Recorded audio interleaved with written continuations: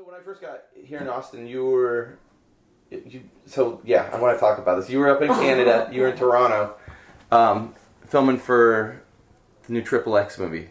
Yeah. So I've never even seen the Triple X movie. What's the dude's name? The main dude in it?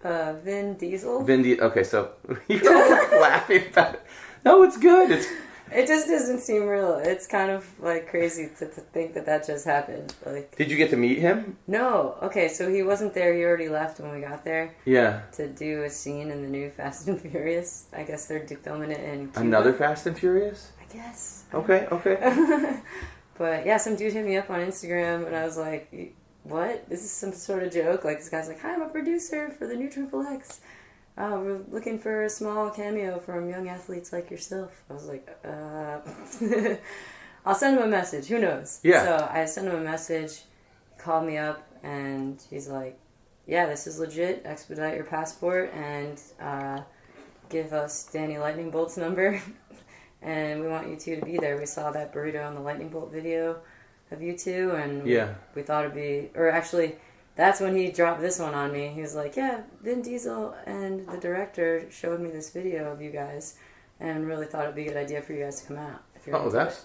So we were like, "What? That's insane. How did they even see it? Like, that's so cool."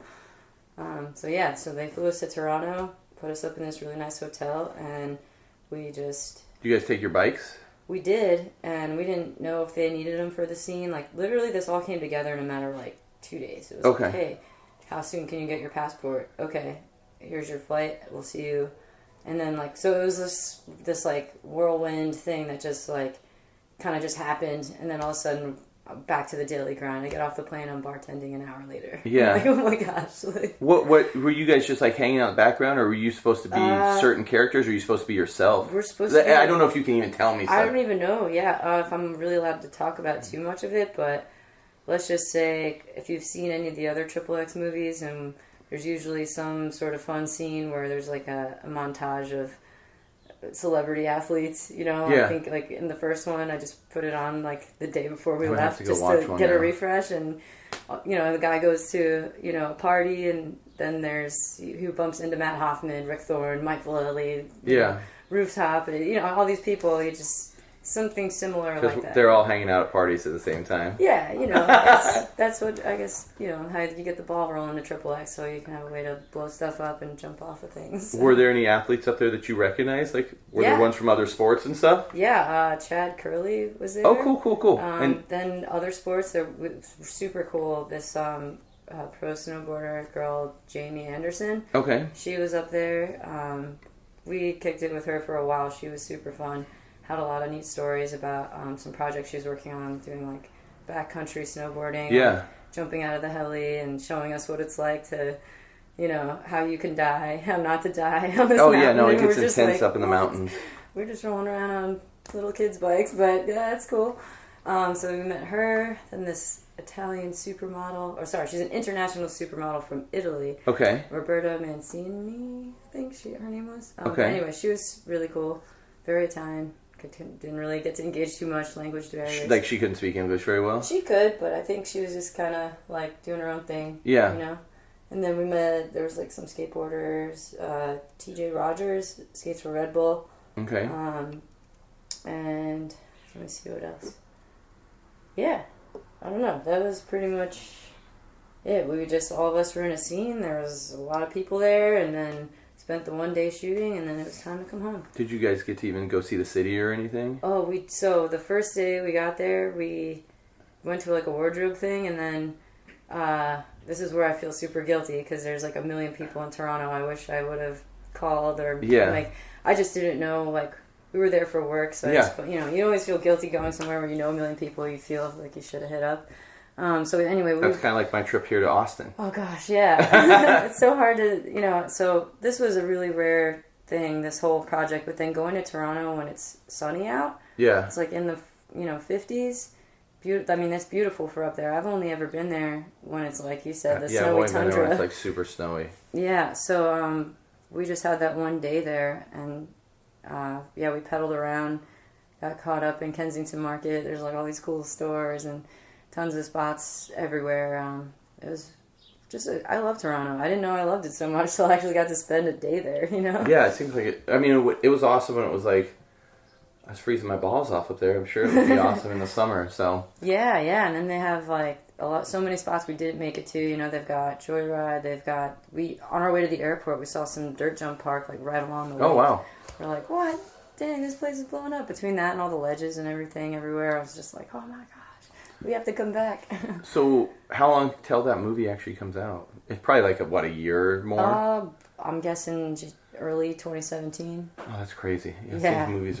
That seems crazy. That's awesome that that little short film you guys did, because that just kind of came out of nowhere too. Yeah. And it's awesome that just led to that thing, you know? Yeah, that was a nice surprise too, because like, well, the whole thing was, we went for there was a casting poster all over town for a Harley Davidson catalog shoot thing, and so everyone kind of was like, yeah, did you hear about this? All right, blah blah blah. So everyone that we know that has a motorcycle went out for this, and then our friend Autumn was like, hey, you guys got the job, you and Danny. We're like, what? No way.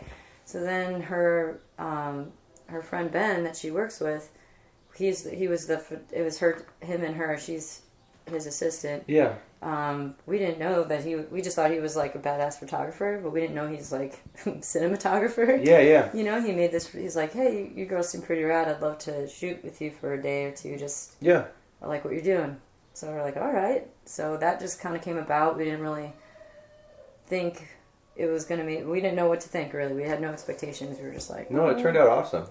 Yeah, he blew us away. We were not expecting that. We definitely both were like so stoked that we were like crying and hugging each other. I was like, oh, girl moments. But well, that's good. I mean, it's awesome. Just like those little things can just turn into it just shows like you can do the one little thing and it can turn into such bigger things and take you other places. I mean, your bike can take you so many good places, you know? Yeah. We thought it was funny going back to that XXX thing. Everyone, all the other athletes there had like their agents like chilling next to them, like looking busy on the phone, and then there was us. They're like, "So how did you guys get this job?" And we were like, "You like Instagram?" Instagram. That's funny. Yeah, that was pretty funny. Like kind of humbling too. Like, oh my god. Did Chad have it? Does he have an agent? I there was some guy there. Yeah. Okay. All right. I mean, Chad's pretty big time. So. Yeah. So earlier we were talking about like. I think most people think you're like from Austin. Yeah, I get Ohio a lot. Because that's where you lived right before here, right? And Jersey. But you're originally from Long Island. I'm from Long Island, yes, despite popular belief. Yes. I want to say when I met you, you had an accent, like more of an accent. Am I wrong? No, it comes out, road rage moments. I definitely... Do you get road rage? I can't even see that. Oh my gosh. Your East Coast comes out?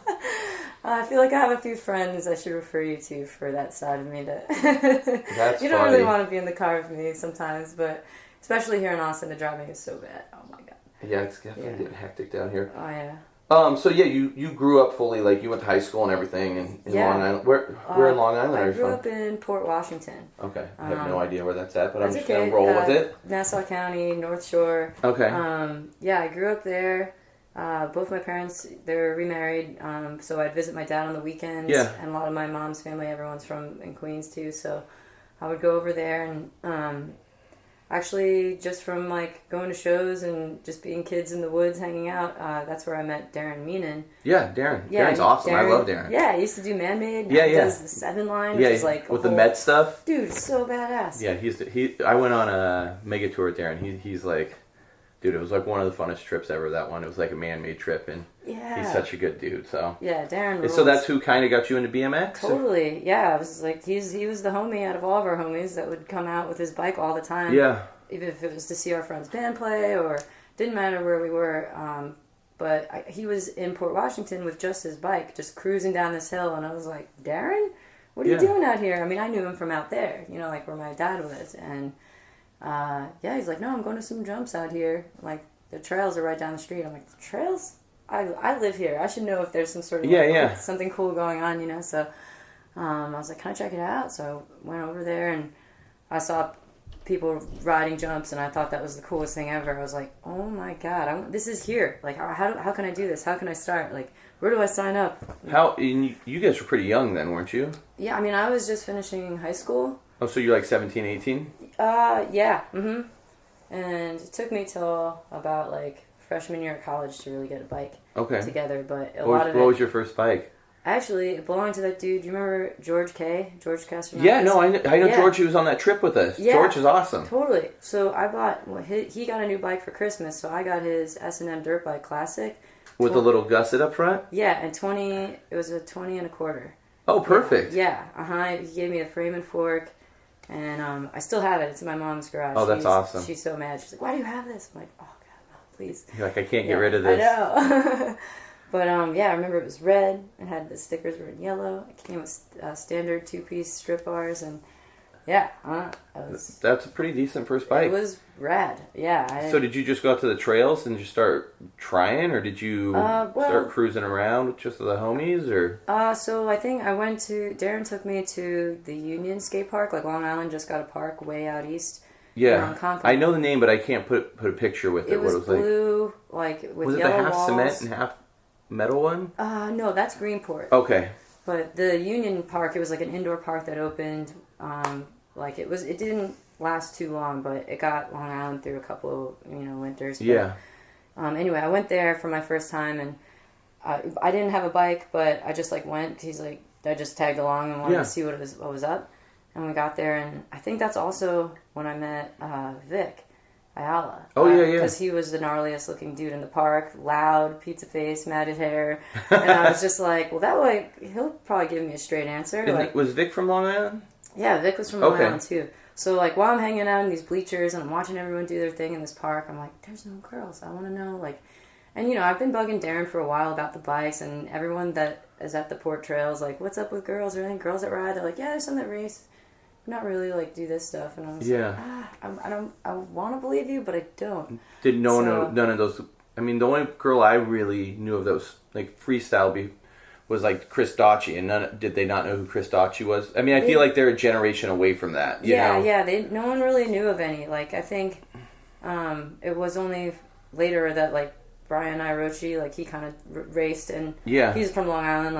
I've learned very quickly that on Long Island, in the winters, everyone crams into the same park, and I still new to the scene, so I was like, oh, okay, this is when everyone gets to see everyone that rides everything different, and but he was like, yeah, there's a girl racer, I think her name's Jill or something, I'm like, wow, okay, so I've was it Jill Kittner? I asked, but I don't think it was, because this girl was from Long Island. Oh, okay. But anyway, I just kept hitting dead ends, and I was like, they gotta be kidding me that there's no girls that do this. This looks too fun. So I asked Vic, and he just kind of laughed at me like, oh God, here we go. A girl that wants to know if more girls ride. Oh, you want to ride? Get on my bike. And I'm like, there's no brakes. He's like, you'll be fine. What do you want to learn? I was like, I don't know. He's like, have you ever dropped in? I was like, no. He's like, all right, come over here. Brings me to the 3-foot quarter. He's like, all right, just do this. Shows me how to drop in from the pegs. I got on his sketchy-ass bike and dropped in, and he was like, you did it. I was like, oh my God. Okay, what's next? In the first, 5 minutes I met the guy, I learned, 5 new things. I was like, holy crap. And was that's before you even really had your own bike rolling, right? Right. I had most of it, but I needed wheels and tires and things like that, so... it was right after that, I was like, Daren, please, you got to know someone who's getting rid of some parts or something. So he finished helping me get my bike together, and then I guess all the adventures started from there. Yeah, I mean, I think the first time I kind of heard about you, and everything was smaller back then, so you'd have to wait for magazines or just zines, or somebody back east and you get a small local video or something. Mm-hmm. But I remember people talking about, there's a girl that's riding the city with a bunch of the guys and riding street and stuff. Yeah. Did you start making trips to the city and stuff back then? Yeah, that's what I thought was so cool. So Daren and those dudes, they rode trails and they travel a bunch, and I was like, whoa, you guys are going all the way to Ohio for a weekend? That sounds crazy. How far is that actually? Is it 8 hours? Yeah, it's 8 hours. But, when you've never really traveled outside of where the local train is going to take you, that's when, besides on a family trip, that was a pretty big deal. Especially because all of us were, maybe only some of us had a car at that time. So, But yeah, that was definitely like the beginning. So Vic, I had a pager. I remember that. I didn't have a... Dude, it's right there. I just found Oh my god, the pager is right there. It's on the shelf. Oh my god. I never owned a pager. Really? No, my roommate had one because he sold weed. But I never had a pager, I never even had a phone number thing. I would like... I found a phone number thing, but I never carried it with me. I think back in the day I had like 40 phone numbers like memorized, like, or more. You know, yeah. You'd be like, oh yeah, this one. But I never had a pager, but it seemed like a cool thing to have. Right? So I got a page from Vic, and he's like, hey, we're going to Bethlehem. I'm like, where's that? Like, yeah. But we're going to leave in the middle of the night so we can come back by tomorrow night. And I was like, oh, wow, okay. Okay, I guess I'll go. He's like, yeah, we got room in the car. I was like, all right, whatever. All right. Yeah. So, that was my, this is funny. This is my first, like, road trip was with Vic. We went to Bethlehem to ride street, which later I found out was with Lucky and Butcher. Oh, wow. Like my first street and that's session. like, and that would have been the time when they were still like, I mean. Yeah, like, Lucky Butcher, was on the yellow bike. Yeah, Lucky still does like, you know, peak, you know, and everything, so. Yeah. So we're riding around Allentown, just like cruising around, and I'm learning how to bunny hop, and like, they were so cool. They were like, oh, try this, you know. I've got like some of the best dudes at the time, not even knowing. And you didn't even know who they were, really. Not really. I mean, I was like, oh, it's the yellow bike dude. You know, I think I saw him transfer bikes in some video or picture or something, you know. And prior to having a bike, like, I would just kind of nerd out at Daren's and like try to watch all the videos and, you know, started reading the magazine. So then, like, seeing him, I kind of figured out who he was, but I had no idea, like, the level of awesome. Yeah, I mean, those are two, like, iconic legends now, you know? Yeah, totally. So that was pretty crazy. Somewhere I have to I got to find him. My mom, I've got, like, a lot of disposable camera pictures. Yeah. I think I even have some from that session, so that was pretty cool. Oh, you have some from that session? I think I do. I just brought a disposable camera, like, everywhere. Oh, that's crazy. When I was younger, so I got to dig through the archives. So it was just you and Vic that went and rode with them, or was there some more other... I think Will Taubin went with us one time, too. I don't know, there was... I heard Will got a bike recently. Dang, that'd be crazy. Yeah. Yeah, I don't know. Yeah, that was the first time that... It was just anyone from Long Island. Anyone that could go during the time frame when the phone rang. Yeah. If you could hop in the car, do it. So I was a little nervous at first because I really just met Vic at the park. Like I said, he was kind of an intimidating dude. Like, I don't know anything about him. I'm supposed to get in your car, you know, so I had, like, a set of vice grips and, like, try to dress and blend in. I didn't know, man. I'm like, dude, what if he, like, cuts the wheel? I'm like, all right, today's your number's up, kid. Oh, my God. Like, I don't know. Like, I mean, I'm coming from New York, you know, street smart, so you gotta, like, look out. So, yeah, I didn't even, like, tell my dad that's where I was going. I was just like, I went, and I was like, I'm going on a trip. I'll be back. I'll see you tomorrow. I might see other friends. Bye. And that was it. And I was like, oh my God, I should probably tell some of my friends. So I told my girlfriends, you know, they're like, dang, you've been going on a lot of these trips and you're always scared before you leave, and then you come back with, like, the coolest stories. They're like, well, we don't understand if you're scared why you would go. And I was like, because I have the best stories afterwards. Yeah. I'm living to tell. Because that was kind of unheard of, like, in our circle of friends, just, like, going on a trip with some people to some place you've never been. Like, it's just crazy how you just kind of just popped into, like a scene and a crew of dudes that, you know, just, like, that were so awesome. You know, such a good scene at that time. Like, yeah, what a cool time to have gotten into riding. I think Road Rules 5 just came out. Like, it was, like, really, holy crap. Like, is this like, what, is that 2003, 2 or 2000, 2001? Okay, like, yeah.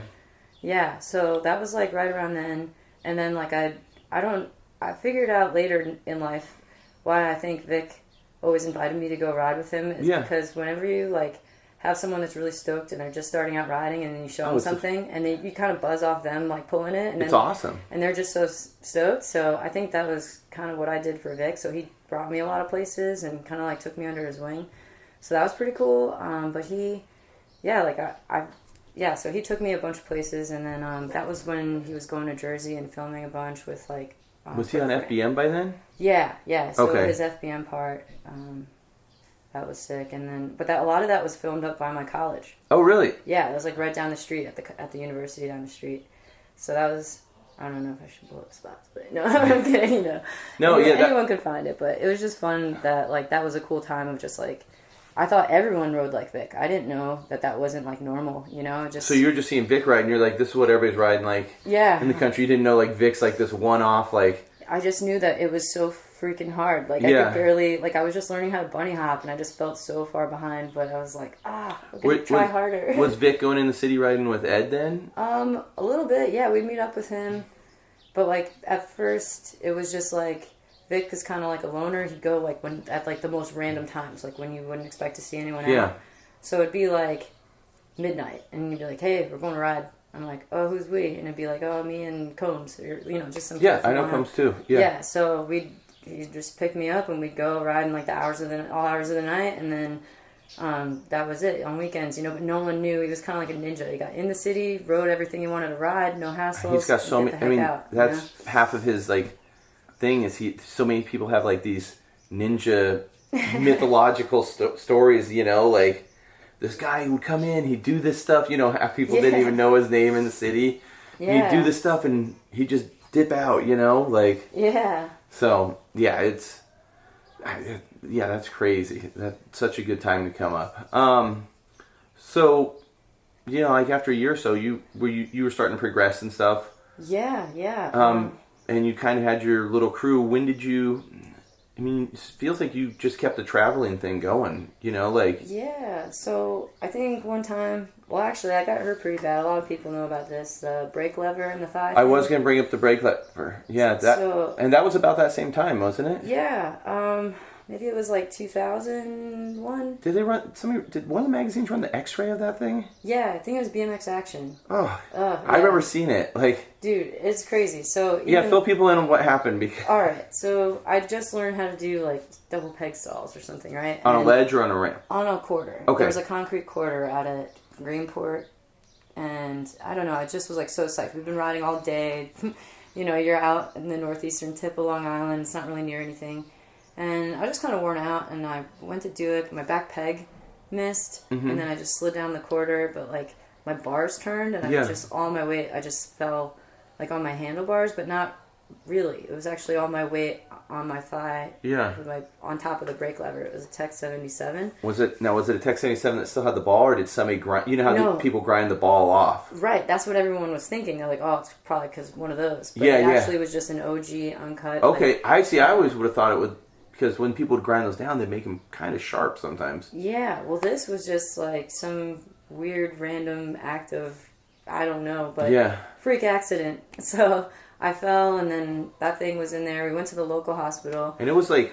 It was stuck in there, and everyone's like, pull it out. I was like, no way, man. So did you take it off your bike? Yeah, we took it off the bike. Oh my god! And then, I watched like a lot of cartoons growing up, and it wasn't bleeding, so I was kind of scared to pull it out. Because you're scared it might start bleeding like crazy. And so the local hospital, they had to like wake the doctor up and wait for him to come to the hospital. It was that small of a town. And then he's like, whoa, yeah, we got to send you to the university hospital. So another 2 hours later. So did the lever, it was like way in there? It was against my femur. So they were worried that it went through my femoral artery, which you can bleed out in a matter of minutes. So then I was like, whoa, good thing I didn't pull this out. So then they end up pulling it out, and it's fine. It just like went around the curve of the lever itself. Oh my God. Just didn't hit the artery. So that kind of sucked. They just left this hole in there in my thigh, and I had to like clean it out for a couple weeks, and felt like I had a dead leg for a month. So they didn't stitch it up or anything? No, Did they have like the cotton swabs and stuff? Oh, God, yeah, it was horrible. My college roommates, they'll never forget me, I'm pretty sure. Just having to clean that out. I've had one. This thing, I have this gnarly scar on my shin from like a flesh-eating bacteria, and I used to have to take these Q-tips that were like really long and stick it under the skin flaps and pull all this infection out every morning. It was pretty disgusting. So. Oh my gosh. Well, so the brake lever thing, well, I remember like while I was all like... I had a hard time walking for a while. Yeah, because you felt like you had a dead leg. Yeah, I've had a dead leg for like a month, but Vic was going to ride Chenga. Yeah. And was like, well, there's room in the car if you want to go. And I was like, all right, sweet. So I hopped in. It was like on a weekend or something, and a bunch of people from Long Island, we all went out there. And I had never been to Chenga before. I was kind of bumming because it's my first time going to this legendary place without my bike. but I just got to chill on the ramps, and I just hate watching. I'd rather ride, but especially when you're hurt and you're just kind of boohoo, like, So I get there, and what a show. I mean, Chenga was all that and a bag of chips. Yeah, it was amazing back then. It's such a cool spot. You're in this old, ratty supermarket with that spot that we stayed in the hotel across the street. Oh god. It was a wild little scene. Definitely. Every time I went out there, it was just really nuts. But so then I had a really good time. I was like, I got to come back here as soon as I'm riding again. And so then, as soon as I think I got a car, not too long after that. Yeah. And that's when the road trip started. I think Vic moved up to Binghamton. Yeah. And then because we had road trip there a bunch, and so I think he was living with Crandall, and so I was just driving there. And anytime I could get anyone to like pitch in for gas money, go out to Chenga.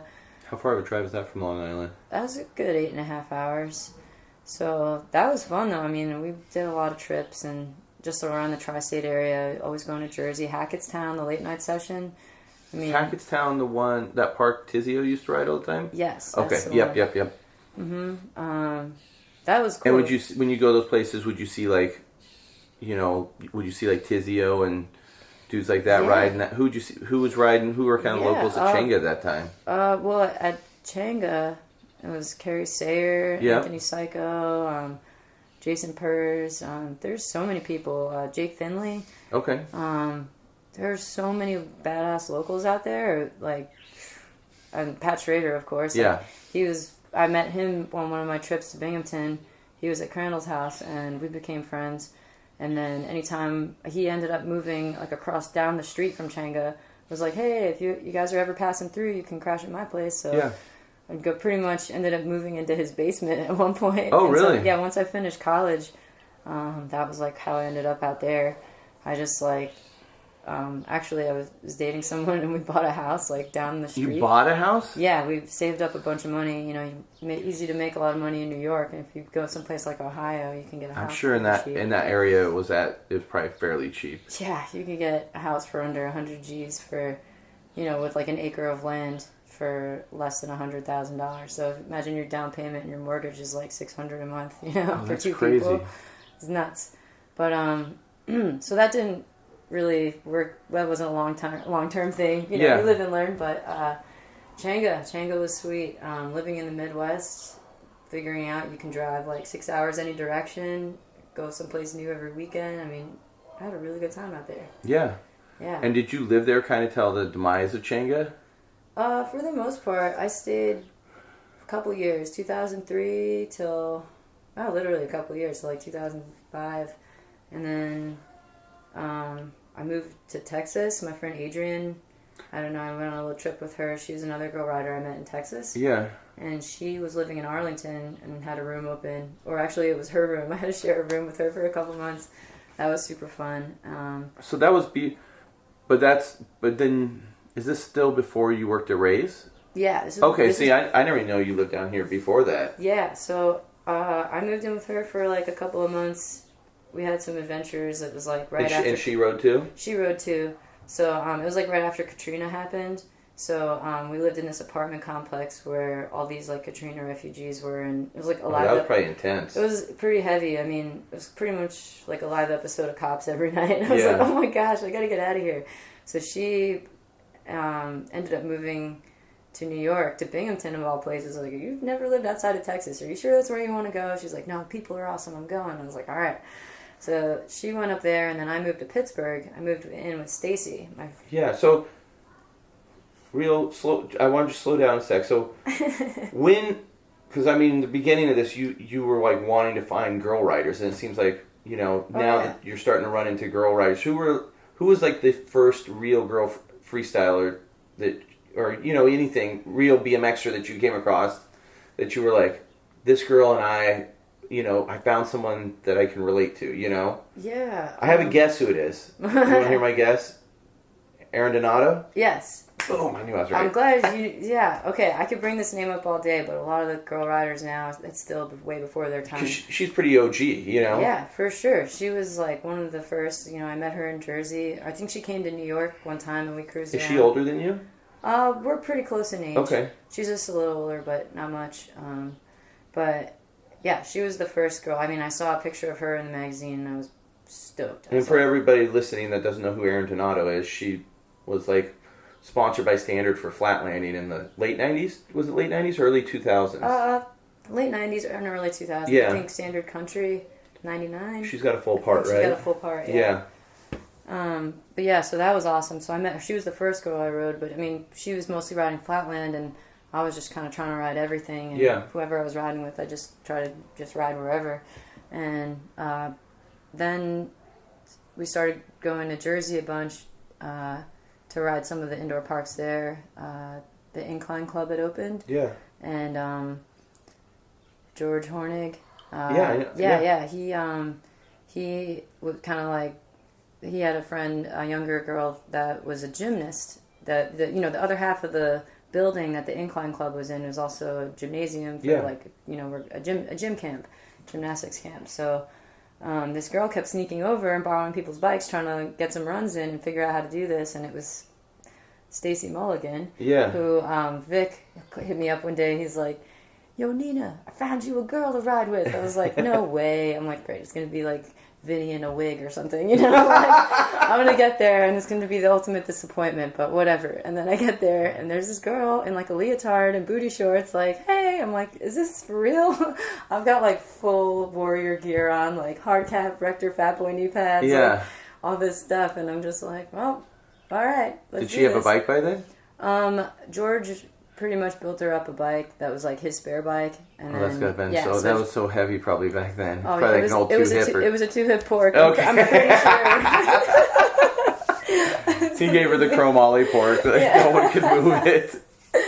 Yeah. So anyway, so we hit it off instantly. Like I thought that was so cool because here we are, like really like a blind date, like, oh man, like, I don't know. I guess it would kind of feel like a blind date, huh? Like, because I'm like, I don't know you, you're younger than me, like, are you going to be annoying? Like, what's the deal? What's with your outfit? Like, first off, let's talk about that, but it was really cool. I think when she turned, she was like 15 at the time, I think, and I was a couple years older. So then I think when she turned 17, she was able to drive, and that was like when, not too long after Kim from Women of Freestyle, we had a jam at her local park, like the following year, and then the year after that, she's like, "Let's have one in Indiana," and I was like, "Whoa, okay." So I picked Stacy up. Her mom was like a big deal to let her like go on a road trip with no adults, but her mom trusted me, so I picked her up in the middle of the night, and I remember we're driving. I think we were supposed to stop in York, Pennsylvania, and pick up some other girl we never met. Yeah. This girl, Alyssa Shoemaker. Okay. This is really a cool time, like I said, to get into. Well, that whole early Women of Freestyle site, that was kind of like... It's before social media, before, like, the internet was really big, I don't know, it's just, like, how do you even get a hold of these people, pen pals. So, I remember waking up and... I mean, it was before MySpace, really, wasn't it? Yeah, definitely. So I remember she woke me up in the middle of the night. We're at a gas station, and Stacy, I forgot, is from Jersey. Yeah. And didn't know how to pump gas. No, we're like that in Oregon too. Yeah, I had no idea. I was like, "Are you kidding me? Like, how do you even get a license? You don't know how to pump gas." Every time I go to Washington, I just sit in my car and go, "Oh, I gotta get out and pump my gas." I felt so bad, but it was awesome. That was like another like bonding moment for us. I had to teach her how to pump gas. Then we go on this trip. We're getting lost in the woods of York, Pennsylvania, trying to pick up this other chick, and then we go to Chenga, and then we make our way to the Pitt Skate Park in Rockford. Oh, yeah. Or something. I don't know what year that was, but either way, we did some fun trips, and Stace, over the years, like, definitely became, like, my new favorite riding buddy, and kind of rode less and less with Vic. I think he kind of trailed off around then. I think, like, he was kind of burnt out. I feel like he kind of started stepping away then. Yeah. So it's sad to lose touch with him, but it's really exciting whenever we do, like, cross paths. I'm like, whoa, what the heck's going on? I remember I stopped at Animal one time when I was road tripping home, and I was like, let me just try a shot in the dark and hit him up and see if I can, like, bring him anything to finish building a bike up or something, you know? I was like, dude, because someone said that he has a frame. He still had his S&M LAF. Yeah. And I was like, I wonder if all he needs is, like, tires or grips. It's some stupid excuse. So I hit him up. He's like, yeah. He's like, I think that might be all I need. So I was like, Ralph, like, I'm going there. I'm just gonna, like, he gave me an address. I'm gonna bring the stuff there. Like, no waiting or excuses with shipping. Like, I'm just gonna go there and, like, see if he builds his bike up, you know?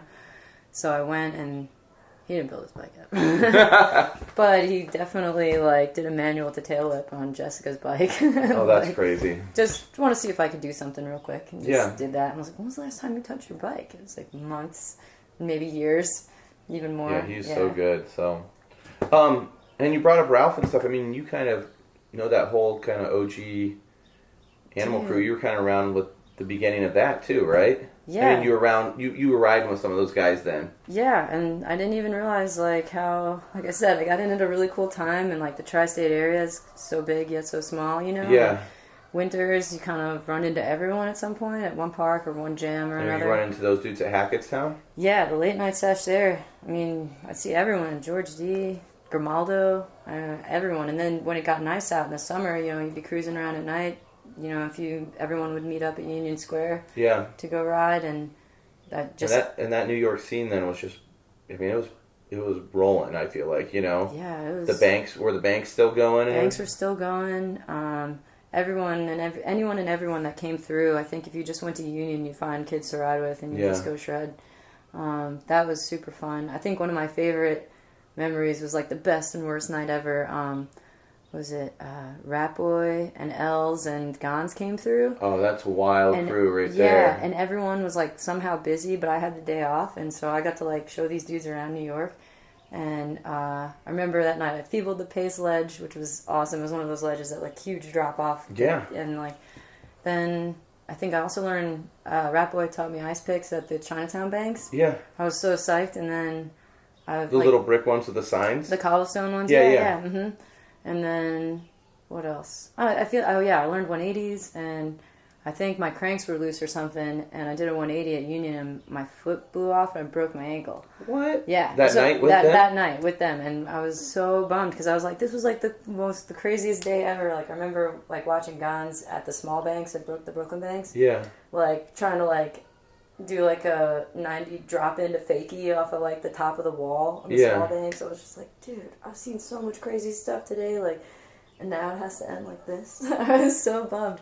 But that was, like, full throttle times, you know? Like, every night we'd be out riding. And I was in college at the time, so I had, like, I think I was averaging about 20 credit hours a semester. Well, that's a lot. I had my own radio show. I had an internship in Midtown. And, like, that was my excuse to, like, go ride. The busiest human being alive.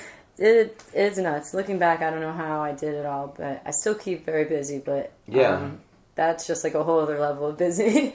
I felt like if I just stuck with it, I wouldn't know anything different, and I could just handle it, so I think maybe breaking my ankle was kind of a good way for me to, like, slow down for a minute. Yeah.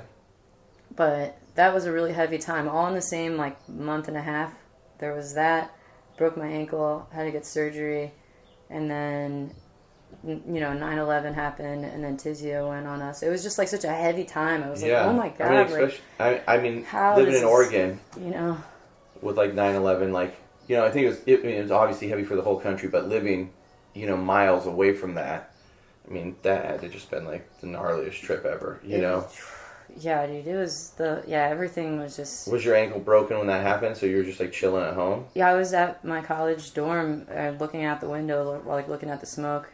Wow. Yeah, my roommate, I lived in this, you know, college. They're just like, here's a room, live together. You don't know your roommate sometimes. Yeah. At the dorm, anyway, and this roommate, we called her Pink. Everything she owned and wore was pink. Anytime any, like, rider homies came over, she'd always come over, knock on the door in her underwear and be like, do I look fat? You know, oh my gosh, like, really? Anyway, she was just a piece of work, and she's banging on my door, and I happened to know that it was her birthday, and I was like, what? Happy birthday, go away. And she's like, no, you open the window. I'm like, what? And she's like, look out the window. So I look out the window, and that's when I saw what was going on. I was like, what? Wait, what? And then that's when everything, like, the TV, everyone was trying to use their phones, no one's phone would work, and... Were your guys' TVs even working out there? The TVs worked, but we didn't have TVs, like, in our room, so, like, I'm on crutches, and so I'm, like, trying to get across campus to, like, get to go see what the heck's going on, and I had the radio, I had, like, a little transistor radio, you know, And so tuned in and was just like, holy crap, this is insane. So yeah, that was just like a really heavy time. It was like, I don't even know, I can't even explain it. Yeah. It's just like, you want to know if your family's all right. You know, my dad's an iron worker in Manhattan. My stepdad was a cop on the job out there. Like, so many other friends and family. And we used to meet at World Trade Center. Well, there's the good rails that were out front. Yeah, well, that's, I used to meet Vic, and we'd meet up with, like, the dudes from Jersey. They take the PATH train over, and there was a ledge that wasn't actually pink, but we called it the Pink Ledge. Yeah. And so we'd meet there. That was at the bottom of one of the towers, but it was across from those Brooks Brothers rails, those gold rails. Yeah, that's the ones I remember somebody had a bunch of clips on those things. Yeah, George. Oh, I think Will Taubman did a bunch. Will, yeah, like all those guys. And then there's a bunch of skate videos and all that. But yeah, that was such a crazy time. I don't know. I feel really lucky to have gotten into it, but that was just heavy to think that like all those security guards and everyone that like kicked us out of there all the time, like they were probably toasted too. So it was just like, what? Yeah. This is insane. So that was all before you moved down to Texas. Oh, yeah. And then when, kind of jumping back forward since we're jumping around, but it's fine. Who cares? But your homegirl's moving up to Binghamton. Oh, yes. And you're like, okay. Yeah, so I didn't really want to stay in the Dallas area. It was cool. There was lots of parks, but I ended up moving to Pittsburgh. My friend Stacy, you know, we both lived in Cleveland at the same time, and then she went to study abroad in Spain and kind of just stayed there for a couple years. So I lost touch with her, but then she came back to finish school in Pittsburgh. Somehow passing by that part of town a bunch. I never actually stopped in Pittsburgh. So, but Stacy was there, so that was kind of a good enough excuse for me to go. I just packed up my car and drove to Pittsburgh. First time ever. You just went for it. Just went for it, and I moved there like right in the winter when no one really rides. It's cold there. And it's cold, and I didn't really drink much before that, but there was Dollar Yingling beer everywhere. I don't know. It was a college town. Let's just say I partied a lot, and like enough to make me not want to ever do it again. Yeah. You know. But it was cool. And then finally the sun came out, and I realized how fun Pittsburgh really was. And that's when there was another really cool crew of people to ride with. A lot of the Florida dudes, like Mulville, and then they'd come up from Florida in the summer, and then in the winter. And ride the trails, right? Yeah, and then everyone from Pittsburgh, those riders were all like road trip down to Florida, so it's kind of like this cool back and forth thing. So I got to ride with like, I guess you could say like the band crews and Welcome to Pittsburgh people, and I met some more girl riders out in Pittsburgh. And oh, cool. They kept building more parks, and the Potasny brothers, like I think everyone at some point worked for their family's business, you know, at one of the stadiums. So that was super fun. And then Stacy was moving back to Spain, so I was like, well, I think I'm going to move back to Cleveland because Ray's had opened. Yeah. And I remember going to Ray's once, and I was surprised to see you. Yeah. I was like, whoa, Nina's here. You work there. Yeah. So I've been going out there a bunch from Pittsburgh. For winter sessions and stuff? Yeah. It was just tough because if the Steelers are playing, you can't get anyone to like do anything in Pittsburgh on the weekend, you know? I'm like, all right. I'm going to roll out of here. So I moved to Cleveland again, and that was awesome. I had a really good time. I started working at Ray's.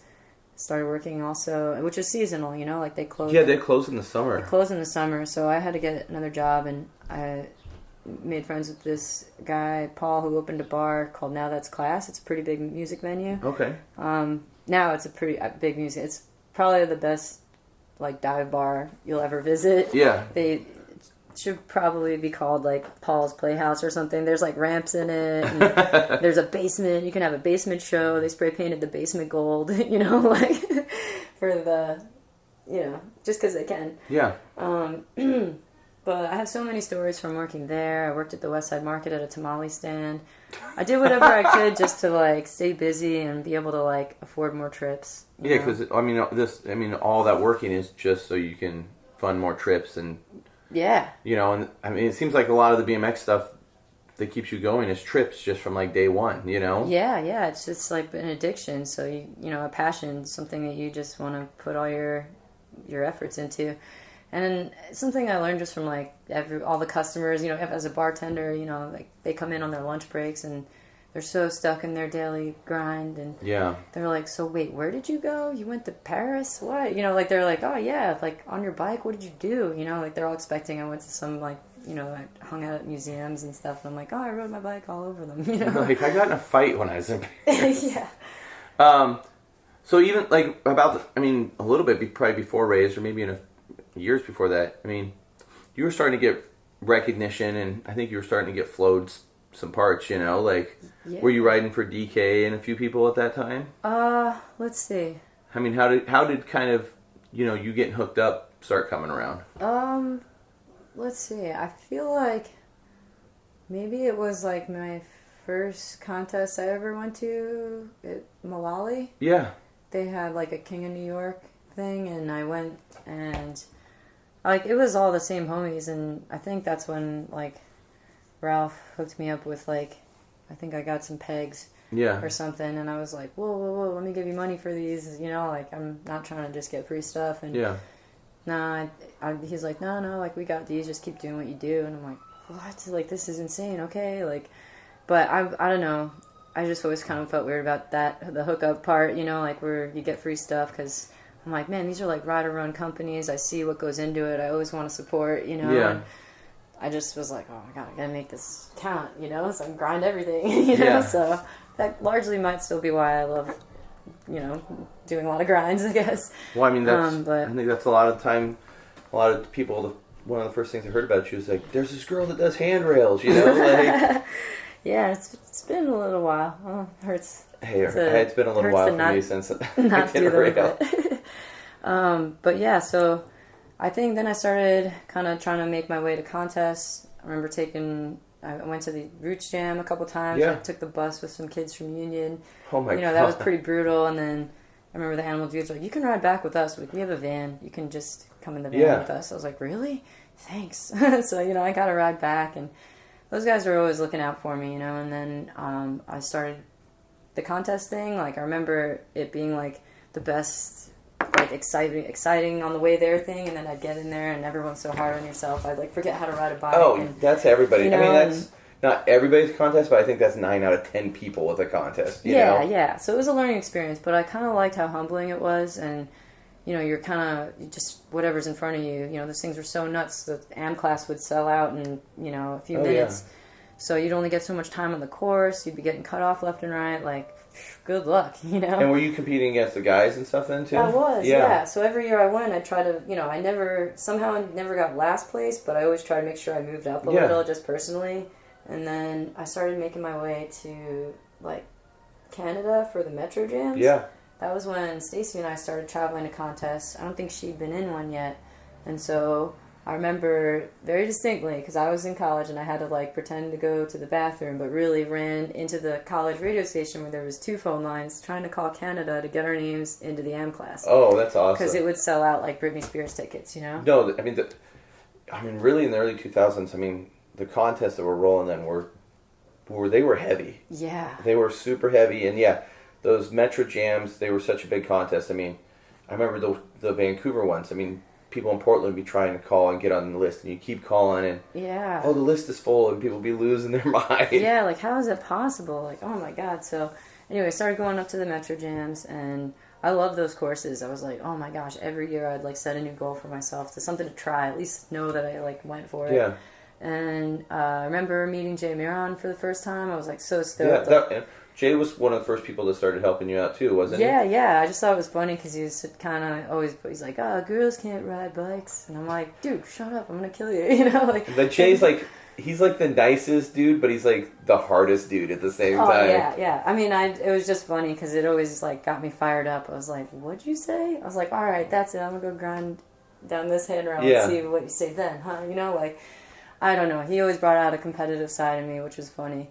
Because that's not normally who I am, but, so, then I think one year, the year I credit carded myself on that kink trail or whatever, he's like, alright, talk to the dudes, we wanna have you aboard and ride the team, if you wanna ride for McNeil and be on the team, and we'll get, get the ball rolling, I was like, well, I'm down as long as you can let me have a girls' class in Vancouver or someplace. You know, like, I was thinking he would just say, cool, at Toronto, we'll make it happen then. He's like, all right, the next one's coming up this summer, it's in Vancouver. I was like, what? Okay. Yeah. Oh my God, how am I going to get a hold of everyone? I got to make sure these girls can make it to Vancouver. Half of them I've never met. Hopefully they'll just make it. I remember that girls' class because I was up there and I think, Carrie that lived in Oregon, this girl Carrie. Oh, yeah. Yeah, she was really good back in the day. I haven't seen her for years. I think she moved away. Carrie Olandis. Yeah. She did like wall ride to grind at that contest on the bank to wall. Yeah. She did that that was awesome. She came out and lived with me in Ohio for a little bit. Oh, really? Yeah, like when I lived next to Chenga, pretty much, and then we lost touch, but then she made it out for the... She's back in California is what's going on, but she still rides a little bit. Oh, that's awesome. She was awesome. Yeah. She used to live in Talent and would just kill that skate park. Dude, if you Google pictures for the Talent skate park, she's on that page. Oh, really? Yeah, like there's a picture of her riding. And I was like, oh my God, this is so cool. Yeah, I remember, I think that was the only girl that was super close to us that was going up. But, yeah, I mean, so that was kind of I don't honestly recall a girls' class at any BMX contest before that. I mean, I know there was girl riders going back to the 80s, but... Actually, wait, there was one in 2004, Jamie Bestwick's Good Times contest. Okay, that was at the Flow in Columbus, Ohio. Yeah. I remember that was his second year, and I think final year doing the Good Times contest, but we'd met Jamie out at Woodward in like 2003. Yeah. And he was really stoked on Stacy and like just out like, yo, you girls are doing this. This is awesome. I've been riding for a while. This is finally, I'm starting to see girls like go for it. So he gave us the opportunity to ride, and we got almost 20 girls to come out. That's awesome. I think Sam Lyons was there, Corey Coffey, Anita. We had girls from like California, Colorado, Pennsylvania, everywhere. And that was super good. And then after that, the next only big thing coming up besides like the WAF jams every year would be just to, I think, Metro Jam. That was it. Like, oh my God. So we did that for like 2 years, and then that was it for Metro Jam. Yeah. And then, I mean, Metro Jams went hard for like 4 or 5 years, and then... Yeah, Meenan always did some amazing events, man. He went all out. But, then the Toronto Jam, some other people took it over. Yeah, it's just like, I think it's just called the Toronto Jam now. Yeah, and they've ran a girls' class every year, haven't they? Yeah. So that's still going strong, but I think last year I went, my like foot went through the deck in the course. It was kind of sketchy. I was like, whoa. I don't know. I'm moving pretty far away. I think I'm good on like going to this contest. I'm gonna just kind of probably move to Texas and see what's going on down there. It's a lot harder to just, when I lived in the Midwest, you could drive to Toronto in a few hours. Now it's like a couple days worth of driving from here. Yeah. So it's kind of good on going there, but I'm always cheering the girls on, so it's cool to see what's popping. There's so many now. Yeah. It's crazy. So, I mean, I guess we're back to people thought you lived in Austin, but we've obviously covered that you're not from Austin. No. But now, I mean, at that time, what did you just move down to Austin because the scene was rolling pretty hard then? Let's see. So, I'm in Cleveland working at Ray's, working at this bar, a tamale stand, and like there's like all this stuff happening. My friend Maud, do you remember a girl rider named Maud? Vaguely, yeah. Okay, well she was from Montreal, and she had been staying with me, and in Cleveland I lived with like Justin Simpson and like a bunch of fun riders there, and the scene was great, but I think I was just like trying to make moves. Like, I'm not getting any younger. Like, Cleveland's rad, but this is the second time I've lived here, and I think I'm just want to kind of... Every time I went to Austin, I had the best time, and so I just picked up and moved down here, and kind of haven't looked back since. You've been here for a while now, haven't you? 2011. Yeah, that's a while. Yeah. So, when I was working at Ray's, I tried to keep the girls' events going, because it's really important to have a lot of things, for people to... an excuse for people to come together, Yeah. And so I started a women's weekend there, and that was like awesome. Like at the day it ended every year, like I was already planning next year's, and I don't know. There's some red tape and things happen, and the event got kind of handed off, and so I was just like, yeah, you can work under these people now, and I was like, I'm moving to Texas. I think I just need a completely new change. So then I moved down here, and I've just been having so much fun. I mean, Austin's probably got one of the biggest girl scenes in the nation. Yeah, B-Cam already lived here. I think Angie had just left here. I was like, oh my gosh. But she comes down here a bunch, and then Denise Baca, who just got married. Denise Baca. I saw that she just got married. Yeah, she moved down here. But is she back in like Colorado or? No, she thinks she's in Australia. Oh yeah, duh. Okay, you're right. And then so then who else was? Danny moved down here. Danny Winhausen, and then Mo Malone. We had and then there was all these other girls that are local that just started riding, and we all ride together whenever we can. So. Yeah. Well, yeah. You got a lot of stuff going on. Yeah. I can take out some of the stuff where we're like, whoa. Yeah. You think there's anything else you want to touch on that we may be missing? X Games? Oh yeah, you guys did X Games. Is that the first time? Yeah. Let's talk about, I mean, you've really been like an advocate for girl riders and just trying to get like, recognition, and not really like recognition for yourself, but just letting people know that, it's not just like like there's girls out there that ride and it is their life, Yeah. And you do push for that so people, know what's going on with you guys. Yeah, totally. So when I first started riding, I didn't want to believe the guys. There was, there's got to be girls riding somewhere that maybe they just don't know about. Yeah. And then over the years, I've met more girls, and we've, kind of made this community that's, keeps growing. Yeah. There's so many girls out there. I mean, there's like girls that are young, like really young now that just... They're ripping. Yeah. It's awesome. Like they're doing contest tricks some of the dudes don't even want to do. It's awesome. But not a lot of people know about that. So I've kind of just been reaching out to try to make sure that they keep having an excuse to progress. Like contests are kind of what that's for. I think, aside from just the individual wanting to progress, it's nice to have like organized events that BMX is like a community in itself. And, the girls, we just stick together because there just wasn't as many of us. But, So X Games, I think I've been at the X Games since 2003. Yeah.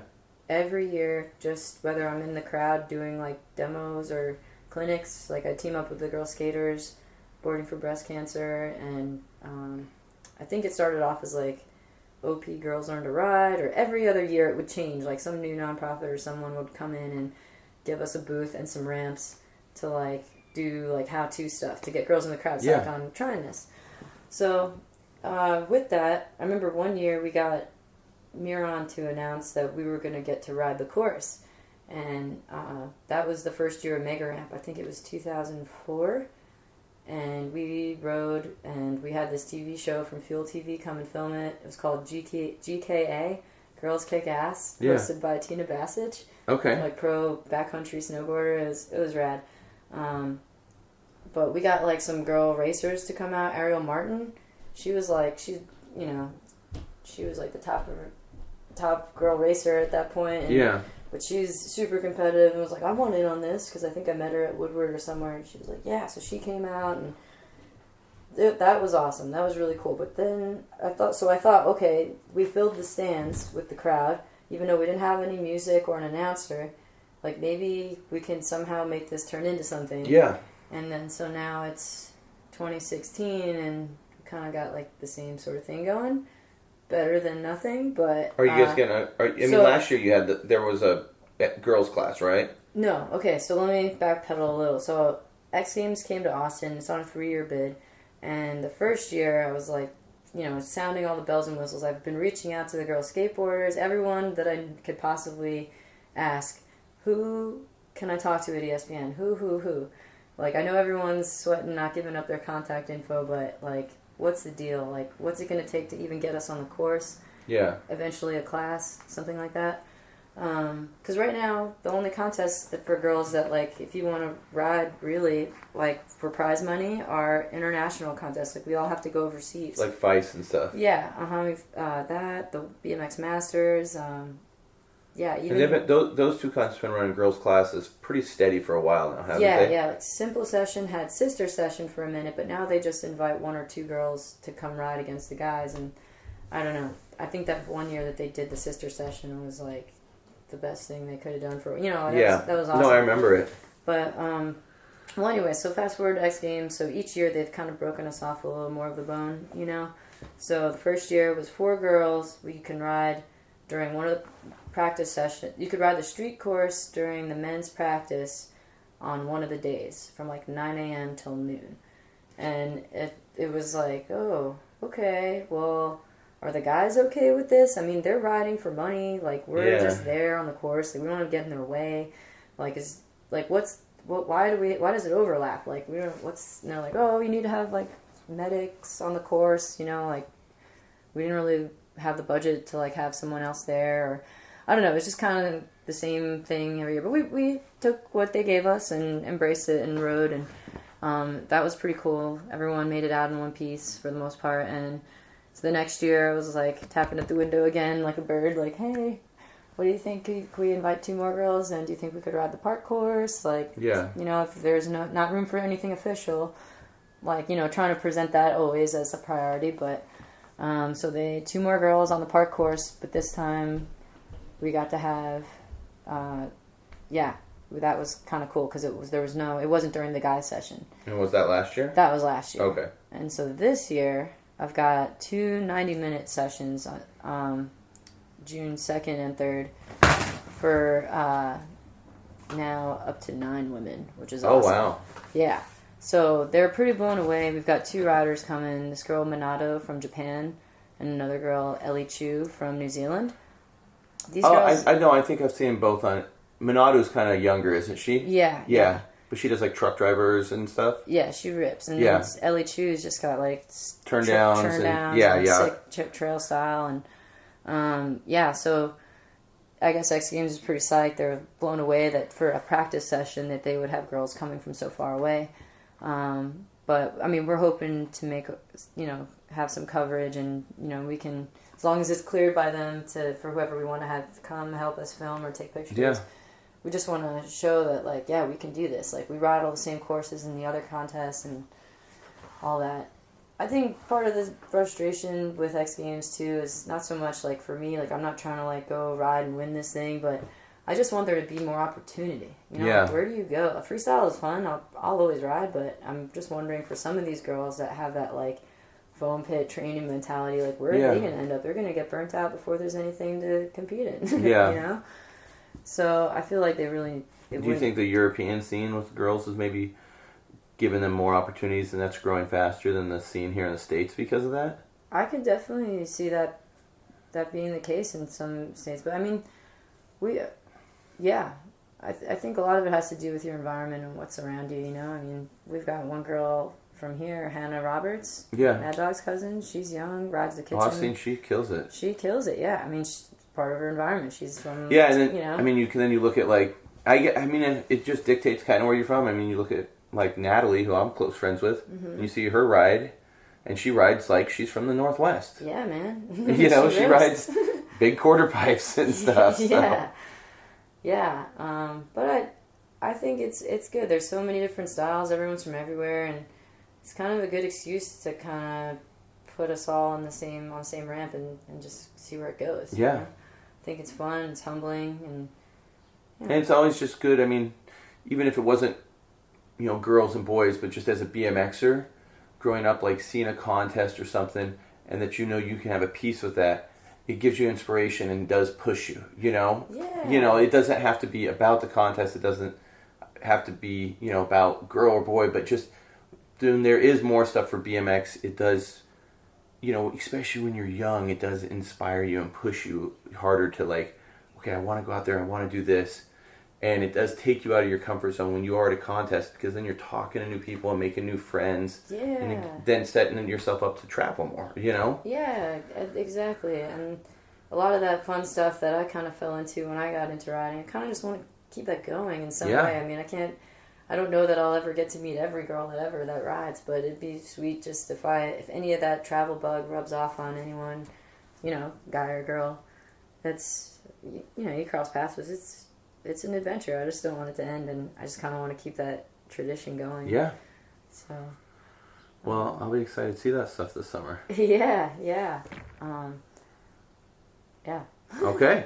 Do you want to answer some Instagram questions? Sure. Okay. Let's go through these. Well, you can flip your phone on and see if you like any.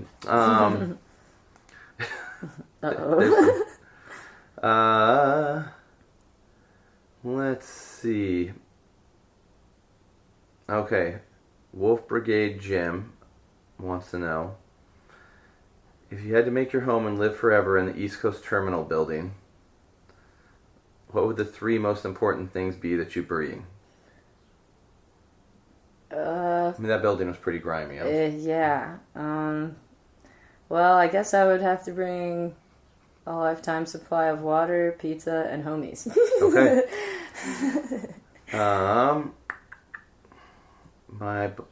One of my buddies from Canada says you introduced him to a pickle juice chaser. Oh, God. And I don't even know what that is. But... it's a pretty popular thing on 6th Street. I'm also a bartender, so I guess that's a thing now, I guess. I don't know if it's reached Portland or not, but if you do some sort of shot of whiskey to or vodka, clean your mouth, and then you chase it with pickle juice, I don't know. Is that just a way to get rid of the pickle juice that's sitting in the bag? I think it's gross, but I mean, I suggest it to people all the time if it's on special. Yeah. Well, that's cool. I'm glad he likes it. Ugh. It's I mean, supposed to rehydrate you. Something about pickle juice has electrolytes or something. I don't know. Shoeless Moron, and it's not Nick Virgillo, so I don't know who this person is. But I think that's Frank from Cincy. Okay. When I think of Shoeless Moron, I think of Nick when he has no shoes on all the time. Oh my God. He wants to know, where does all your energy come from? He goes, you always have a multitude of jobs and commitments, and yet it doesn't seem to faze you, and you always have energy. Yeah, sleep when you're dead.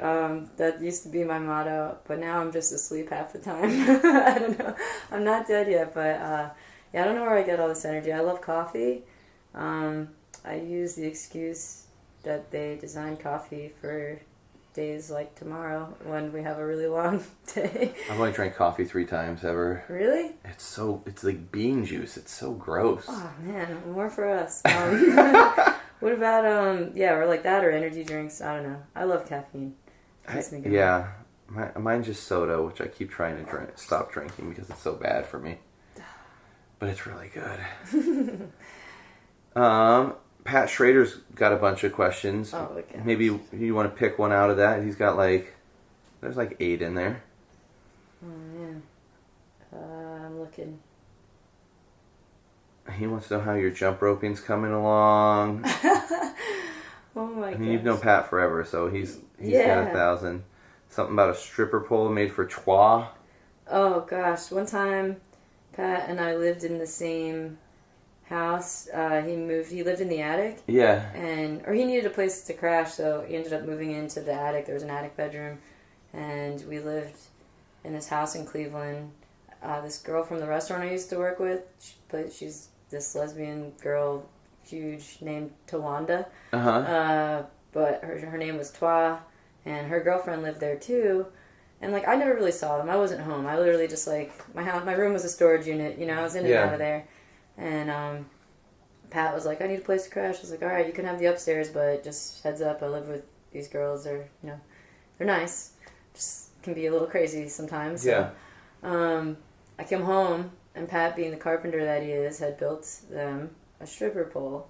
And I was like, oh my gosh, really? What am I going to do with it? It's almost Christmas. So rather than leaving it be, I started just decorating it so they couldn't use it, because I just didn't want to see them use this thing. And I was just I put Christmas lights all over it, and we decked it out. And thanks, Pat, for that one. All right. We kind of covered it, but you can maybe touch back on it. Andy Dreads BMX wants to know why you chose to grind skate park rails in the early days. He says he always remembers seeing you do, lots of grinds and stuff in the early Women of Freestyle days. I guess we kind of touched on that, Yeah, I just didn't really care where. Of course, skate park rail, it's there, let's do it. I don't know. if that's what we're riding or where we're riding, I'm just gonna ride it. I don't really like.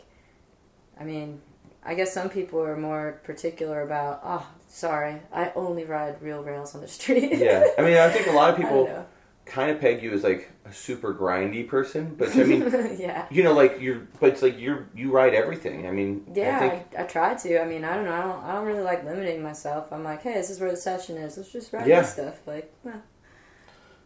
Becky BMX just said you're the best person on earth and she misses you. Oh, Becky! Oh, here's one. All right, it says, Sean Ryan, 415. You should tell the story when you socked that dude in the face at the Belmar. And I was just laughing at that because that wasn't me, for the record. Pretty sure that was Stacy Mulligan, my friend, who socked one of the Smasher brothers in the face, and it wasn't at the Belmar, it was at East Coast Terminal. If it's the same time you're talking about. I'm pretty sure his goal was to, like, grab every girl's butt or boob as they walked in, and oops, don't do that to Stacy. Yeah. So that was that story. Here's a question I got since we're talking about fights and stuff. Oh, no. Let's talk about, and I wasn't with you that day, but remember when we were all in Paris for Mega Tour? Oh, my God. And you were at the DK team, and Walter and I came in early. But I think that day our crew got split up because the day before we went to like the Notre Dame and stuff. And, yeah. And we had a couple run-ins with like some street people that day. Remember that lady kept trying to grab the change in my pocket? Yeah. And she was handing us like notes saying like her family burned up and like they were like being really aggressive. But the next day you guys were kind of riding down by, I think it's called La Defense, like where Van did like, there's that like kind of wedge to wedge jump over the street. Am I right? Yeah, like near the shark fins and stuff too. Yeah, and you can fill it in. You guys kind of got in a crazy situation. I just remember before we even like got off the plane, or I think we got off the first plane. We're in Philly. It was like everyone left from Ohio. It was like the DK team. I was like, guys, the biggest thing we got to worry about over there is theft. Like, no matter what happens, someone's always got to be watching the bags. That was like one year out the other. It's just like it was an innocent moment, you know? Like Kaczynski just did this really sick line, and we're at this. And who was it? It was like you, Catfish, B Hunt, Quinn Semling, Walker. Was Brian there? Brian swam across the canal. Yeah, that was. I bought him ice cream to swim across. Dude, I have a picture of him jumping in. Yeah, and everybody looked at us like we were crazy. Yeah, well, like I guess there's really crazy currents in the Seine River, but so. Theft, biggest thing. We go, we land up in this one spot, and we're like, "Well, these buildings look so cool." We didn't realize those are housing projects in Paris. They're beautiful.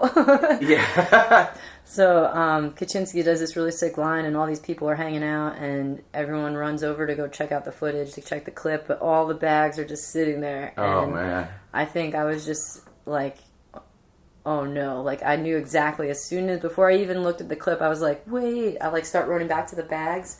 Because I think Quinn was supposed to wash the bags. Whatever. It doesn't matter. They got a bunch of bags. And they got one. I think they got Catfish's bag. He had it with his passport in it and stuff. Yeah. Brett Walker's bag and Catfish's bag. Didn't they get one of Fudger's camera bags? I don't know. Or no, they grabbed every bag but the camera bag, I think is what happened. Yeah.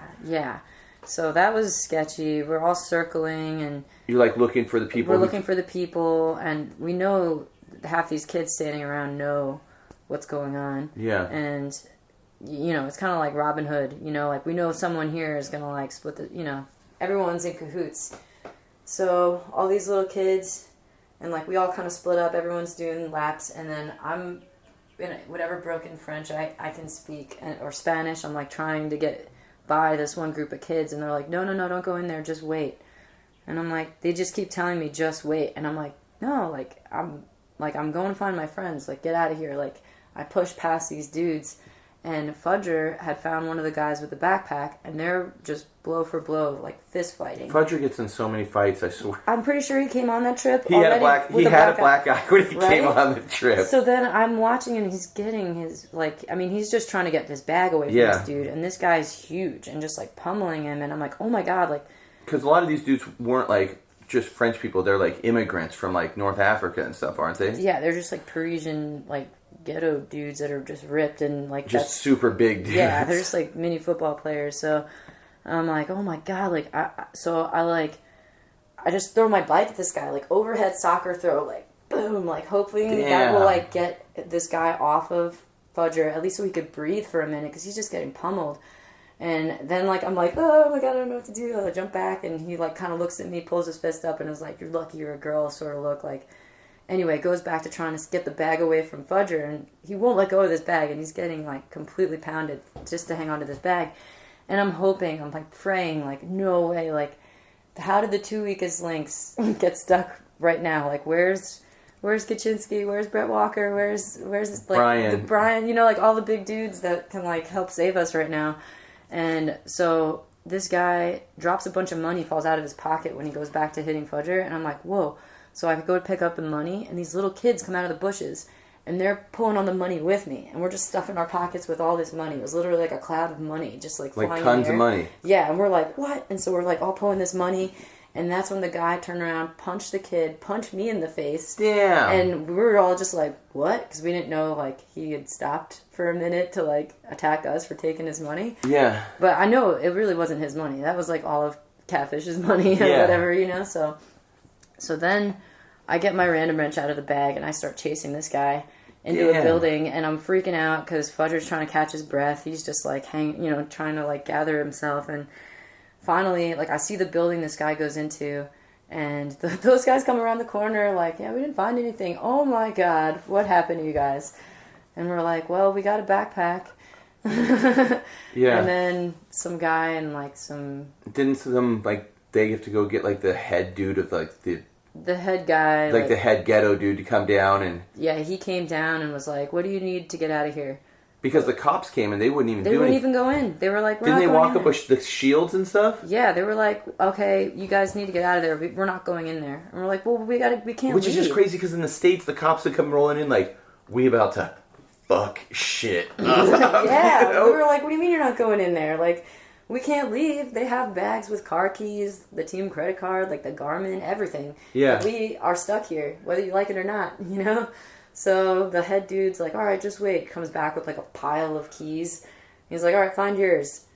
And we're like, oh my God, we totally just walked into a trap. Like, this is not, you know, like, yeah, we totally got played. So it's because we let our guard down, man. Like, I don't know. It's just funny to me that the cops, like, because yeah, I remember hearing that they walked in with like the riot shields and stuff, and they're like, you guys just need to go. They just kept trying to get us to leave. I'm like, well, you don't get it. We can't. Like, they took the two most important bags. Like, they had everything. Like, yeah. But that was that. I mean, I got snuffed, and that sucked. But, man, Fudger going home with two black eyes. Yeah. I was like, man. You had a black eye, too, didn't you? No. I was a little swollen for a few days, but I was just more annoyed and, like, disgusted, I think. I was it gets crazy over there. Yeah. I was just, I don't know. I beat myself up pretty good on my bike, but if someone else hurts you, that's when it's like the New York comes out in you and you're like, that's it. Okay, Brett Downs got a pretty good question. Uh-oh, okay. He says he's always thought of you as a really good bike rider, but does she feel it's limiting to be known as a good girl bike rider? And I think that's, you know, like instead of just being like known as like, that person's really good at riding bikes, you know, you're a good BMXer. Do you not really like the title of being a good girl BMXer? Would you rather it just be good bike rider or? You know, I'm not scared of taking ownership of being a girl. Yeah. Being good as a girl bike rider. Look at it however you want. Thanks. Yeah. You know, I think there's a lot of great girl bike riders or bike riders out there that happen to be girls that rip. You know, I'm proud and stoked to say, yeah, I am a girl. I feel like it's awesome that now I can say that there's plenty of us to, you know, to make there be an actual girl bike riding category, you know. Like I said, when I first started, I did my best to blend in with dudes. Yeah. You know, and now I can just be a girl. Yeah. I can just be myself, and it doesn't really matter because everyone seems pretty chill about girls riding, so. I like, when I get a session with a bunch of girls, what I kind of like about it is that whole scene kind of reminds me of the early 90s BMX scene where everything's kind of so small to where you're reaching out and trying to find so many people that are like-minded. And I always kind of get that vibe when I'm around a bunch of girl bike riders. There's just like a different level of stoke that, it's not like people can't get stoked nowadays, but it's just a different level of stoke because so many of you are reaching out, like, you know, like you were saying, pen pals and this, and you're getting to see each other for the first time. And it kind of reminds me of BMX in the early 90s. Yeah. Because it was so small, and you'd, like, get to meet people that you maybe were trading zines with and stuff back then. Yeah, I love that. That's the coolest thing. I mean, I can't believe, these girls are coming for X Games. I've never met them. Yeah. They're just, like, Instagram anomalies right now, you know, but they're coming to come ride with us. It's going to be so sick. I'm looking at a few others. Bar Spinner wants to know, how often do you maybe make it back to New York and ride with old friends? Oh, not often enough. I miss everyone. Actually, Brendan Vale hit me up about maybe doing something at Malali this summer. That'd be dope, yeah. I would love to. Malali's got so much history, I mean. So much, man. I think I did my first wall ride out of a quarter there, back in. I remember I was so stoked that there was, like, that's the first time I met so many of those dudes. Cassio, I think he had, like, a huge snake around his neck, and he's like, announcing this contest. It's a wild scene down there. Yeah, some kid got broke off. They're like, take him to the corner. Or they would, like, you know, blow some smoke in his face and, like, help the kid who got broken. So many good riders. Yeah, that'd be awesome. So many good times. Okay, I'm looking through this one. Maybe there's a couple more questions. Let me look at the Dig Instagram. And then I know we may have a couple other. You see other good ones on there? They're so funny. Oh my god. Some people have an amazing sense of humor. Alright, there's a bunch of them. Never Safe wants to know, how much did it hurt when you fell from heaven? Well, if I didn't fall on the brake lever, maybe it wouldn't hurt as bad. Thanks. There's definitely a lot of burrito questions from a lot of people we know. How did you get that nickname? That's funny you should ask. I thought about this for a little while, and then I dated it back to 2005. I went to my first backyard jam in Brighton, and I think Stacy. This is funny. So hold on. Stacy and I would always adventure together. But I went to visit her in Spain. We took a plane. We went to Brighton. First time ever using my passport to get over there. And then Ricky Adam, I think he made it into our room. I think a bunch of people, they were all like, we were all going to go hang out together. And I just wasn't in the room. And I remember Stacy telling me the story later. She's like, yeah, where's Nina Burrito? He says, dun, dun, dun, dun, dun, and like farts on my bed. And that was the first time she ever heard Nina Burrito. And then, like, I saw it, like, you know, in Dig, I don't know if you remember that issue, but there was a Backyard Jam coverage. They did, like, a 2-page picture of the course, and then, like, in the background, like, wherever you'd see anyone in the crowd, they'd put, like, someone's name or, like, a nickname. I vaguely remember it, yeah. Yeah, I don't know. I remember someone pointing it out. They said, look, it says Nina Burrito. So I guess I could credit my nickname to Ricky Adam. All right. Aaron Bostrom asked about 1,000 questions, and I love Aaron. So let's see which one we want to pick. What's your favorite memory from, like, Chenga 1? Oh my gosh. I don't know if oh man, there's so many. Wow. I guess just doing some of the trains through that rhythm. Mm-hmm. I mean, those are the best. You know, like everyone hitting the vert wall, just everyone keeps going. I don't know, there's so many stories. I just don't even, it's overwhelming to think because there's so many good times. I think the jukebox at Chenga, that was definitely like on my list of favorite things from Chenga. Yeah. I feel like there's a lot of people that can attest to having a ritual where you come in and play certain tracks, like whenever you get there. Yeah. To get psyched to ride. Let's see. Team Major Air.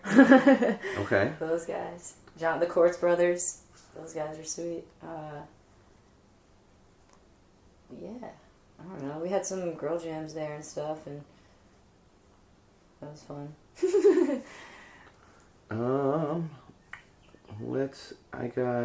I got one from Danny, Lightning Bolt. Oh. She wants to know, What is it like being kind of the ambassador of Girls BMX? You're always, hosting people, driving people, coordinating everything. Yeah, I mean, what's that like? I guess I don't know. I never really thought about it. It can be really busy. It can be kind of stressful, but I think it's only if you make it stressful. I think I just always want everyone to have a really good time. Yeah. Like if you're planning an event, anyone who's ever like planned an event or a trip or something, sometimes it's fun to just shoot from the hip and not really plan it too much. Just say, all right, we're going to be here from this day to this day and just see what happens. But I think sometimes, I'm learning a lot. Some girls or people just sometimes maybe don't get that and they don't always appreciate things. So that can be kind of stressful. But when you really just look at the big picture, none of that really matters. You just... you're doing all that you can. And just hope that everyone has a good time and that there'll be even more stuff to go to next year. Yeah. And then she wants to know if you ever stayed in a hotel with a phone next to the toilet. I might have a picture of the phone next to the toilet. Yes, Danny, thank you for the phone call. She called me from her toilet phone in Toronto. I can just cut this out. Do you want to look at B Cam? She's got about a bazillion, and maybe we can pick one out of that. Well, this is interesting. It's all interesting questions. I want to shed some light, maybe, because it's. Here, you want to read it? Which one? All right.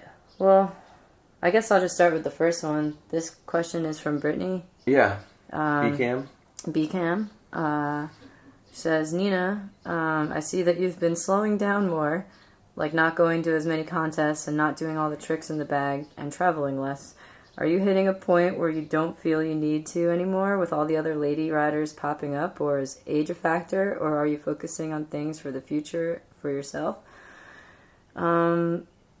Yeah, I guess you can say I have been slowing down on going to contests and stuff. I feel like when I first moved to Austin and broke my jaw and my face pretty much. I totally forgot about that, yeah. Yeah, that kind of slowed me down a lot. That kind of I don't want to say that stopped me dead in my tracks. I'm still riding, but that definitely checked myself. I mean, I was almost toothless and homeless if it wasn't for my generous friends and Empire and, everyone helping me get back up from that. And then, having a couple other injuries and, just trying to stay afloat, working a couple jobs, that's pretty much stopped. It's hard when you do get serious injuries, and, I mean, you don't ever want to be like, oh, I'm old or something, but... at certain parts, like when I broke my leg and couldn't walk for a year, I mean, you come back and you're ready to go, but then sometimes not all of your body is well, I don't know about this, Yeah. So, I mean, that definitely slowed me down from being able to hustle as much for a little while. I wasn't able to afford to go to contests, and some of the people helping me out couldn't afford it either. The industry isn't always booming where they're just oh yeah, you can, we'll send you here. Yeah. It's never really that easy. You have to really be feeling 100%, wanting to go and having that support to be able to make it to contests, or, not saying it's not possible, but I kind of reprioritized a bit. I guess you could say, my age on paper, that's all it is. But I do have some more responsibilities, like a car payment. I got a job, that I get health insurance from. I got to kind of focus some of my energy and efforts on that. So when the shoot doesn't open, I can, go to the doctor, and I'm not WebMDing it over and over again, it's nice to be able to go to the doctor maybe instead of a contest sometimes. Yeah. For lack of a better extreme example, but yeah. But yeah, no, I'm still riding a lot, and me live in Oregon, it doesn't seem like I don't feel like, you when you're in BMX, you look at things, and in the last few times I've gotten to ride with you, it doesn't feel like you slowed down that much. So thanks, dude. Yeah. I feel like the stuff that I ride here in Austin is definitely different than what I was used to riding in Cleveland. Cleveland, you're riding box jumps all the time. You're riding mini ramps and grinding. The Midwest has always been kind of more trick oriented, focused. Yeah. I mean, shoot, you just have so many more resources there. Yeah. Here, you're blessed with tons of spots, but I mean, it's really there's so many other fun things to do too. It's kind of finding that happy medium, and people that want to go, even going to Pflugerville sometimes 25 minutes away. It's a big deal for some people. They're oh my God, pack a lunch. like, road trip, like, I don't know if I have time, like, there's tolls. 25 minutes You know, like, away. it's like a big deal, and I'm thinking about all the adventures we did back in the day. Like, it didn't matter, you just went. Yeah, 25 minutes is, yeah. Yeah, so time management is something I think I will always be working on. Yeah. But, yeah. So, yeah, that's where I'm at with that. All right, cool. Well, yeah, I guess we're just kind of wrapping things up, but, yeah, I mean, I'm just psyched you sat down and talked with me, and, I mean, to be honest, I'm psyched that you've done so much for BMX. I mean, it really means a lot, so. Whoa, thanks. You've helped get a lot of people into riding. It's you know. Man, cool. I'm stoked that that happened, and you see that. I don't know, I just feel like I don't really want credit for anything. I just want people to keep doing what they do, and I'm stoked and honored to be here. Thanks for asking, hanging out and calling that out. Thanks. Thank you.